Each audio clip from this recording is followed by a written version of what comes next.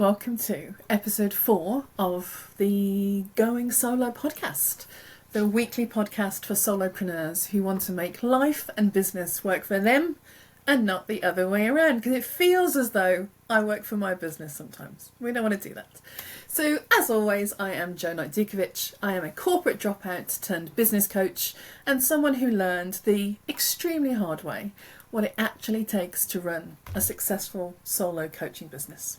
So each week I'm breaking down the real strategies, the mindset shifts, and yes, a little bit of woo-woo to help you build a profitable business on your terms. Because it is not the market, it is not the algorithm, it is not your toxic ex-boss, it is what's going on between your two ears. So today we are going to be talking about one of the most common phenomena I see amongst coaches, and that is what to do when it feels like we're doing all of the things and the results aren't there. Okay, so that's what we're going to do this week. What to do when the results aren't there and we're starting to doubt everything. So let's just be real with ourselves for a minute and kind of talk about the elephant in the LinkedIn coaching room. You have been working really hard. You've been hustling. You feel like you've been doing all of the things, but the results, the paying clients, the repeat clients, they're just not at the level you hoped they would be. And now you're sitting there wondering whether, is any of this worth it? Is it ever going to happen? The doubt's creeping in. You're thinking, maybe I'm just not cut out for this. Maybe being a coach and having to sell is beyond me. Maybe I should just go back to corporate. So if you are feeling any of this or all of this, all of the above, just want to remind you to breathe. And I'm sending you a big British person hug, which is like an awkward Mr. Bean handshake, but it means the same, although actually because British people don't hug very much, so it's like a hug from a Brit, it's like 10 times a normal hug. So big British awkward hug. So, and the other thing I want to say is I get it. I know that feeling all too well of I'm doing all the things and the money doesn't seem to be there. I know what that feels like. So for a good 2 years straight, I was in that cycle of putting in the work, showing up day in, day out, and getting very little to show for it. I was stuck at about 3k months for a couple of years. And this was someone that came from making a lot of money in corporate, so I was like, whoa, slight identity crisis. So it's really frustrating and it's really disheartening. And if that is where you are right now, I get it. And this is why I wanted to talk about this today, because living like that is no fun. And that constant weight on your chest, and you can always feel it here, that kind of nausea in your stomach and that perpetual anxiety, it is draining. And you feel like you're carrying this heavy load that you never signed up to in the terms and conditions. We had that in corporates. We spent decades feeling sick, feeling anxious, dreading what was coming next. And that's not why we left, to have that again. And so if we're going to have that again, and this time without the income, why wouldn't we just go back to corporate for at least we get paid and get the benefits? So it's like, I get that mind thing, but we don't want to do that. We would rather eat glass than go back to corporates. So I'm going to help you out. And I just want to be honest that some of this might sting a little bit. I just want to warn you in advance. So there's some tough love coming your way today, as there needed to be some tough love that came my way a few years ago. So it stung me then. So I just want to acknowledge that it stings sometimes and it works. Okay, so I just want to put that out there, that brace yourself for a little bit. Okay, so when you are not making enough money in your business as a coach or a consultant and the results aren't there, the number one most important thing to do is to take radical responsibility for those results. So if you're not making enough money, if you are attracting the wrong people, and by wrong people I mean they either aren't in enough pain or they don't have the means to pay you, they are the wrong people. If no one is coming to your masterclass or all of it, all of those results are your responsibility. Okay, did say it might stink. Now, you may have noticed I used the word radical when I talked about responsibility. So I talk about radical responsibility. And I do so because radical responsibility is very different to the kind of very traditional corporate, like take responsibility shtick. So I'm not talking about the results being your fault and beating yourself up and just feeling worse about yourself. I'm not saying this is your fault. I am talking about when it is your responsibility, about taking your power back. The way we take our power back is by focusing on the things we can control. Okay, so radical responsibility for your results is focusing on the things that we can control. Now, this is the interesting thing about humans, is we think that there is lots that we can control and then we actually can't. And we think the stuff that we can't control, we actually can. We're walking contradictions, human beings. So I just want to start with the things we can't control first. So, because we're going to put these down. Put them down. So there are lots and lots of things in life that we cannot control. Now, I call these circumstances or facts. These are measurable, quantifiable facts. So those things that we can't control, those circumstances, are what other people do, say or think. We can't control what other people do, say or think, even if you're married to them. And my goodness, I've tried. That's my ex-husband. I tried. We can't control things that happen out there in the world. We can't control, and there's quite a bit going on right now. We can't control the economy. We can't control who's in the White House. We can't control the stock market. We can't control who's threatening who with which tariffs. We can't control any of that. Can't control it. We can influence it with a vote once every 4 years, but we can't control it. We also can't control the past. We can't control what someone else did yesterday. We can't control what we did yesterday. We can't control what we feel, felt or did yesterday. All of those circumstances are completely outside of our control. So other people, what's going on out there in the world, and the past, outside of our control. These are facts. And we are free to feel any way we want about them. Have at it. You can be angry, and you can be frustrated, and you can be scared, and you can be disappointed, and you can be full of rage and regret, and you can't change them. So radical responsibility is giving your energy to all of those things you can control. So what we can control in life and business, and as coaches in business trying to make a living, is what we think, feel and do, and therefore the results that we get in our life. So what we think creates how we feel, what we feel fuels our action, our behaviour, the actions we take give us our results. Okay, so there is a shed load of stuff we can control, and I want you to hear this really, really loud and clear, is that we create the results in our business. So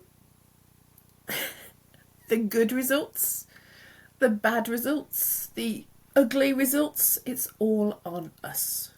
And a lot of times when things, and I used to do this, and I still have to catch myself a couple of times a day kind of cursing at the algorithm. It's not the algorithm is a circumstance. The algorithm is going to do what the algorithm does. I have to do what I'm going to do. Okay, the two are unconnected. So and I want to feel bad about the algorithm. I've got feelings about it, but it's not useful. It's not useful. Boo, algorithm.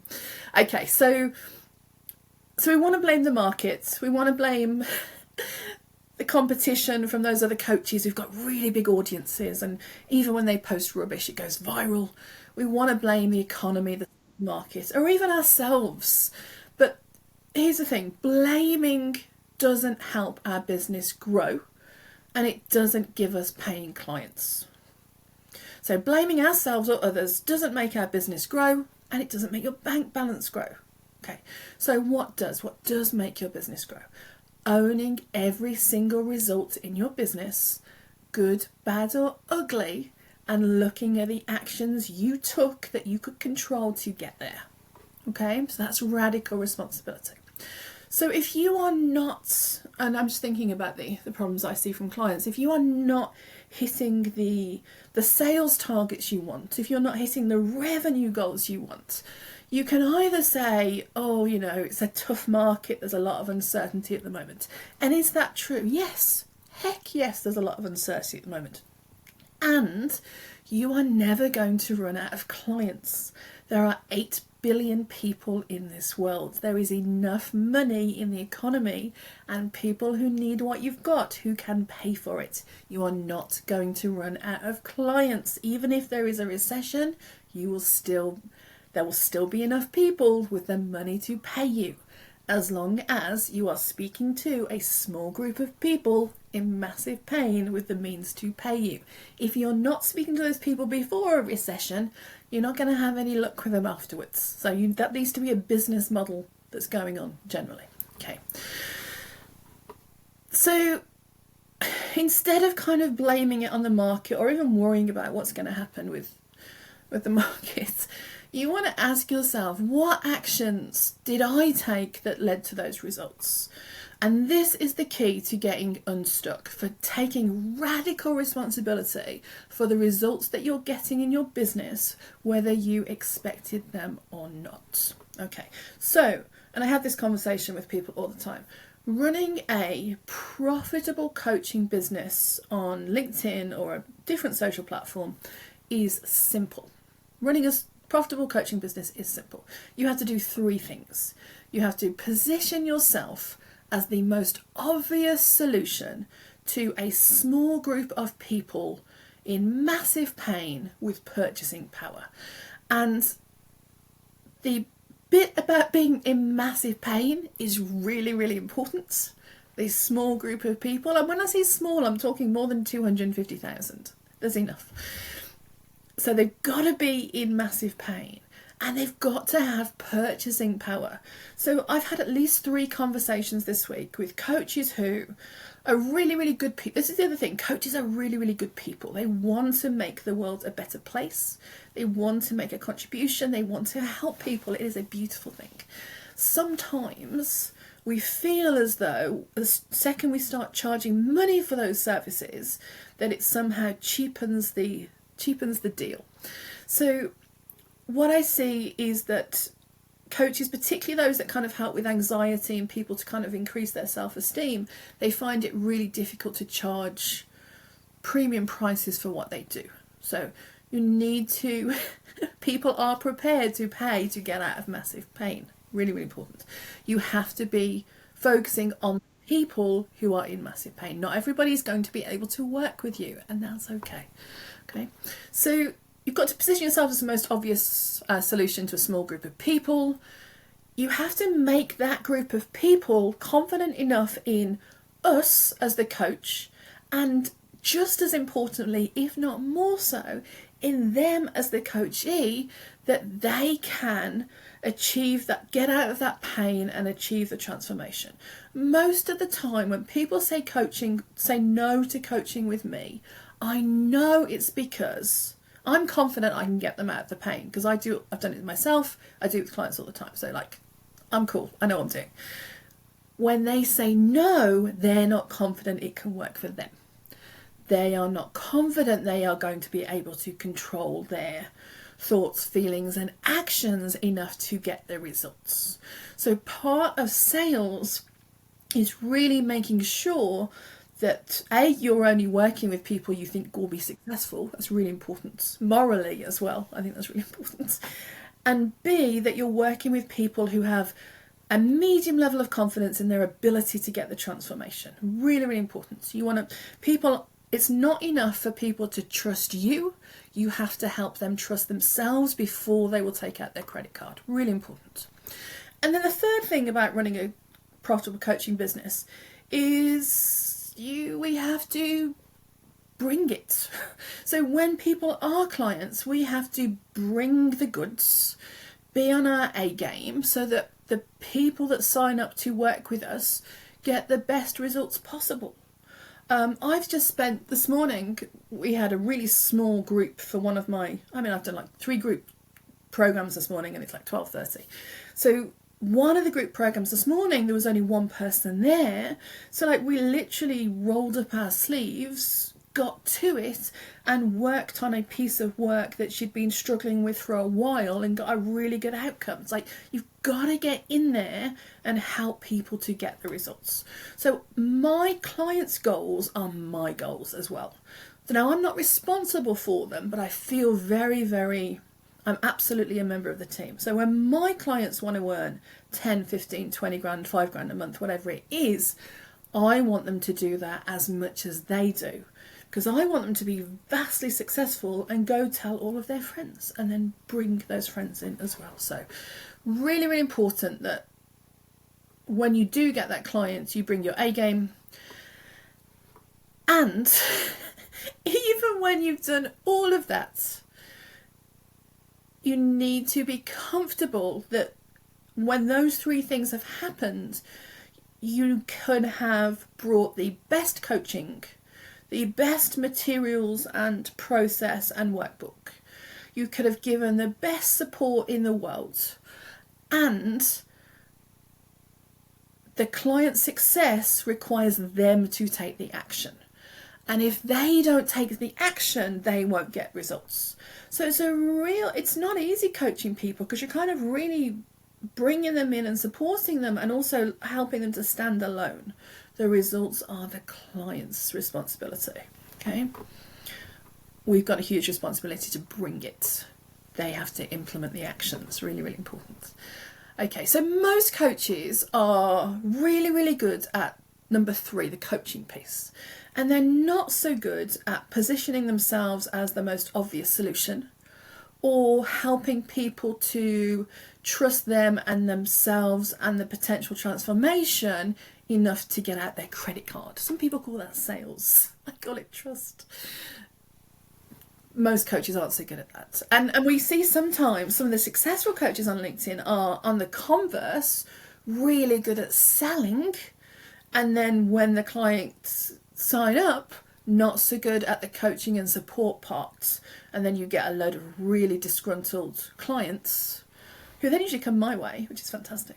But you then usually get a load of disgruntled clients and a bit of a bad name for the coaching business. So it's not enough just to be good at sales or just to be enough at coaching. You've got to be good at both of them.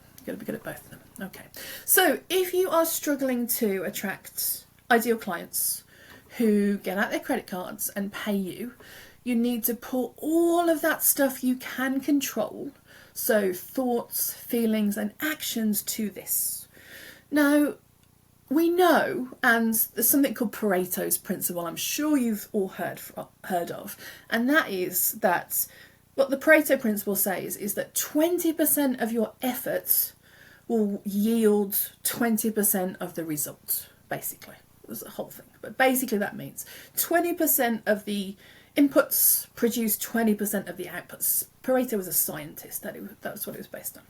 So the income producing activities in your business is that 20% that you want to double down on. So when I say income producing activities, I'm talking about those 3 things: positioning yourself as the most obvious solution, helping people to trust you and themselves enough and make the sale, and then bringing it to the best of your ability. Those are the income producing activities for being a coach. So we also, so So we know that Pareto Principle also works the other way around. So the income producing activities is we want to double down on that 20% that produces 80% of the income, basically. But we also know that the opposite is true. When you are not getting the results, the actions that cause the results you don't get or you don't like are also only about 20%. So when you nail that 20%, everything else takes care of itself, or everything else will sink you. So that 20% is really, really important. So I really like to focus on the 20%. So a result is a result. So if you haven't had a paying client so far, or if you haven't had a paying client so far, or you haven't had enough paying clients, you are getting a result. The result is just no clients or a low amount of income. So your thoughts, feelings and actions are producing a result. The result is just a bit rubbish. So if you want a different result, you're going to have to take a different action so that people see you as the most obvious choice. So for people to see you as the most obvious choice, you need to get in front of people in massive pain and make a connection with them on an emotional and a human level. They need to be able to see themselves in you, because that helps them to trust you, and most importantly, it helps them to trust themselves that if you can do it, particularly when you're imperfect, like me and my growing out roots, when somebody imperfect can do it, they get confidence that they could do it too. Okay, it's going to look fabulous in about a year. Okay. So, and you need to be constantly growing the number of people you are getting in front of. So your network needs to be growing. And there's a few ways to do this as a coach. You could post high value content that speaks directly to your audience, that makes them see themselves in you and gives them hope, with the hope that more people follow and more people share your work. That's a strategy. So, and if you are posting on LinkedIn and you are not getting more followers who are potentially buyers, you're doing something wrong. If you're posting and people aren't reaching out to you and going, "Oh, that really resonated," you need to make more of an emotional connection. There should be some result of you posting. If you're getting the same people liking and commenting on your posts, something's going horrible, and that's all that's happening. That is not an income producing activity. That is a no clients producing activity. Okay. And I know that's going to sting. I know it's going to sting a little bit. Okay. So we want to really grow our networks. So you can max out your connection requests to ideal clients. You can share your lead magnets and masterclasses to get people into your orbit and into your email list, but you have to be constantly growing your audience. Now, if you are only posting on social media and your audience of ideal buyers is not increasing, you are missing the point. Now, there's a big difference between, you be very, very careful of social media metrics, okay? There is a difference between followers and ideal buyers. Followers aren't necessarily buyers, okay? And buyers aren't always followers, let's be clear. So the reason I have such a small audience is I have a curated connection, a curated audience of potential buyers, past buyers, lots of clients I'm connected with, peers and people that inspire me. It is not enough for your followers to be growing. Followers, $8. I know lots of people with 10, 20, 30, 40, 50,000 plus followers who don't make money doing that. Okay. I know people with less than 1,500 followers. I have about 3.5 who make 6 figures. So it's not about the follower counts. It is about creating and cultivating an audience of potential buyers. Big difference, big difference. And so your audience of potential buyers need to grow. And if you want to increase your results, if you want to increase the number of potential buyers you're getting in front of, you've got to increase your income producing actions. So, and this is a bit And there is some hard work, and this is work. I will be very honest with you. This is work. So if you are posting 5 times a week and that is not getting you in front of enough people, if you were to double your efforts, you would double your likelihood of getting results if you posted 10 times a week. Okay? It's a truth. If only 300 people are seeing a post every day, post twice. Post twice. Post on a Sunday, post on a Saturday. If your goal is to grow your audience, you've got to do what you need to do. Okay? If you are sending 10 connection requests a day to your ideal clients, send 20. Send 20. If you are, and I spoke to this with one of my clients yesterday, if you are emailing your list once a week, make it twice. Double your efforts. If you're doing a monthly live masterclass, make them every 2 weeks. So this, what I'm doing now, this live weekly podcast of me talking to a small group of people, coaches on LinkedIn, in pain, probably not earning enough, working too hard for what they are earning, and like just everything feeling hard work. This is me quadrupling my profit producing action. Okay, this is me taking massive action times 4. So I was showing up once a month in a masterclass, and I was doing, I earned a decent amount of money, I was doing well. And now to get more clients, I'm showing up weekly, and I'm still doing masterclasses. I know that me speaking to people in massive pain is an income producing activity, so I prioritize it. And I am a human being. I'm a human being. And this is not, and my business is not the only thing going on in my life, even though it feels like it sometimes. Honestly, it's not. I have a busy coaching schedule. I'm 47. I'm a mom.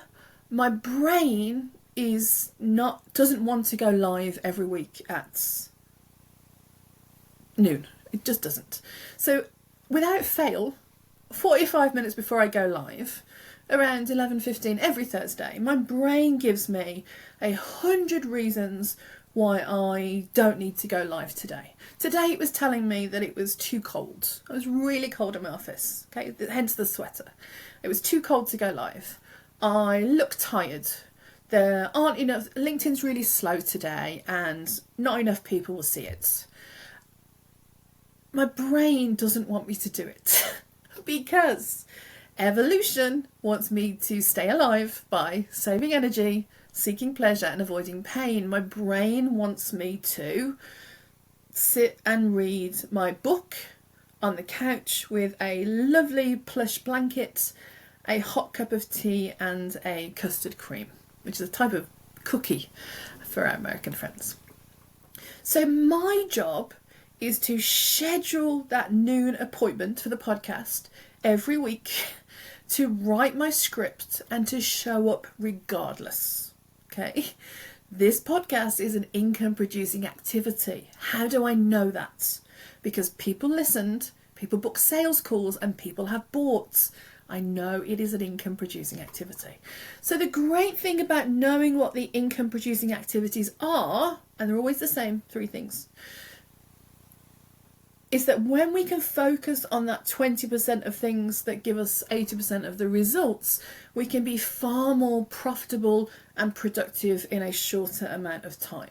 So I like to work no more than maximum 25 hours a week.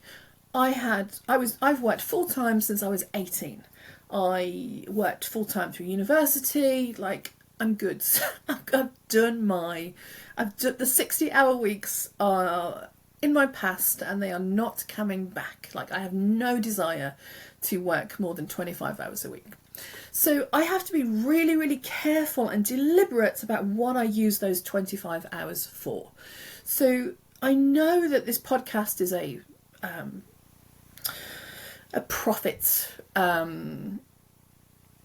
producing activity, and And I know it's going to take me about half an hour, 35 minutes to deliver it. And so I give myself 90 minutes to write the podcast. And I don't give myself 2 hours. I don't give myself 3 hours. I don't give myself 3 days. I literally have a space in my diary on I think it's on a Monday now, Monday that says write podcast. And I have 90 minutes to write the podcasts, no more. Because this is a thing about being a human, and I don't want to boast, but I put the pro in procrastinator. I am somebody that will put something off forever. So like, this is really, really important.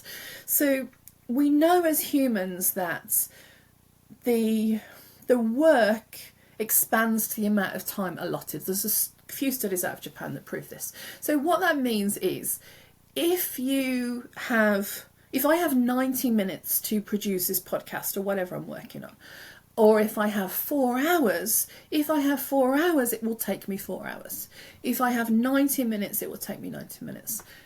One of the things I would like to do next week is to see if I can write this in an hour. I probably can.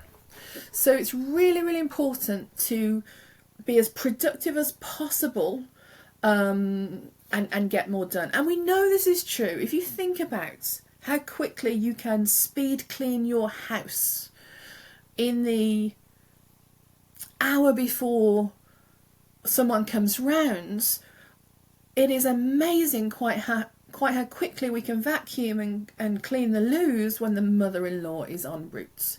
It's the same thing. And if you think about back to your university days or your school days, where you did all of your best, it wasn't your best work because it was the only work, the night before the deadline. You might have had 3 weeks to do it. You did it in 4 hours the night before. Okay, it's a human thing. Okay, so we want to increase our profit producing activities. So another profit producing activities for a coach is to establish whether people are in pain, whether they want to solve their pain, and whether they would like help in solving their pain quicker, because most people can figure things out for themselves, and it will probably take them 10 times as long. Okay, I figured out how to make £5,000 a month as a coach on my own. Figured it out. It took me a few years. I then had help to get from 5 to 10. Okay, I then got from 10 to 15, 18 on my own. I then worked with somebody else who helped me get from 15 to 30 plus. Okay, so working with a coach should help you, the right coach, should help you get there quicker. Really, really important. Okay, so you want to be having the conversations with people to establish whether they're in pain, whether they want help solving their pain, and whether they'd like to solve it quicker. So this is part of that 20%. Now you can do this a number of ways. You can do it in direct emailing, direct messages, you can get on a phone call. Now I'm an introvert, I don't know if I've ever mentioned it, so I am a big fan of the written word. It's an introvert thing. But at some point you're probably going to need to get on a sales call and present your offer. So I also sell my offers in the DMs without sales call. Probably about half of my clients feel like they know me enough through masterclasses and me doing this sort of thing that they can trust them, and all of my sales pages and client testimonials and stuff, that they trust myself and them well enough to not have a sales call, to just buy directly in the DMs and then from my sales page. But most of the time you're going to need to jump on a sales call, particularly when you are starting. So if you want to increase the number of clients you're getting, you're going to have to increase those conversations. So really, really important. So I know that if I try and sell about 2 high ticket, it's about $6,000. I try and sell 2 high ticket coaching offers a week. So I know that if I want 2 high ticket sales, I know I need to be starting about 80 conversations. I need to be having about 80 conversations in the DMs. And of those, and these conversations might end really quickly. I will often say, nice to connect, how's LinkedIn treating you, and nothing. So that conversation was like very, very quick and gone. If people aren't interested, move on. I will probably need to offer about 20 people that I was talking to a sales call. And I know that if I want to close 2 sales, I need to take 8 sales calls because about 1 in 4 will buy. So if you want to double your results, you have to double your income producing activities. So if I wanted to get 4 clients a week, I would have to be starting 160 conversations in the DMs. Or I'd have to employ somebody and get some help to do that. And I would know that I'd have to have 32 sales calls. So if you want to increase your results, you've got to increase your income producing activities. Okay, so I said right at the beginning that running a successful coaching business is simple. It is. It is not, however, easy. I want to make that really clear. So if you're struggling, there is nothing wrong with you. This is not an easy thing. Nothing brings you face to face with all your unhealed bits and self-doubts than working for yourself. Nothing. So it's not easy. There are ways to start conversations so you're not pitch slapping people. There are ways to build trust, to get people to trust you. There are ways to get you to trust yourself and be more able to attract clients without the kind of soul-sucking sales strategies. And that's what I help people with. So just before we go, I just wanted to share a couple of really exciting changes that I've made to the way I work with coaches to help them to consistently hit 10k months when they don't have a large audience and they don't want to do anything soul-sucking. So, and this could be kind of right when you are leaving corporate and you're starting your business, or it could be 3 years into your business when you're still not making enough money and you're kind of this feast or famine. So I work with both groups. So the biggest criticism I hear from the coaching industry consumers is that coaches kind of really back off after the sale. So they will feel as though they get signed on for a course, they get really excited, and then they try and cram everything into 90 days and it feels quite overwhelming and they don't make as much progress as they'd hoped. And just when they kind of feel dependent on the coach, their contract ends and then in order to stay with some supports, you get hit with another $1,000 a month fee for some support, which is usually like 30 minutes one-to-one every 2 weeks or something. So suddenly that kind of $6,000 program has turned into $9,000 and you're still not getting results. So I don't do that. This is the opposite. I am not like the other coaches. So when people join my 10K Club Accelerator, they get 4 months of one-to-one coaching with me. 90 days is not long enough. So 4 months of one-to-one. And that's as well as weekly group coaching and content and DM coaching. So I help people, and we do this as a group, help people with how do you start conversations with people to see if they're in pain? How do you make offers to have a sales call without like wanting to throw up? Like we do all of that stuff. And even after the 6 weeks, they still get access to all of the coaching and support for about 8 months. So I coach you, I have your back, and I stick with you to see the results come in for 12 months. So like I am your ride or die for 12 months. And we do everything. We nail your niche so you are the most obvious choice. We work on that kind of that inner critic and all those money beliefs that have kept you under earning. And we really master your messaging and your client attraction so that we can sell without sleaze and repeatedly win trust and new business. So if that sounds like something you need, reach out. You know where I am. And until next time, be kind to yourselves and take care.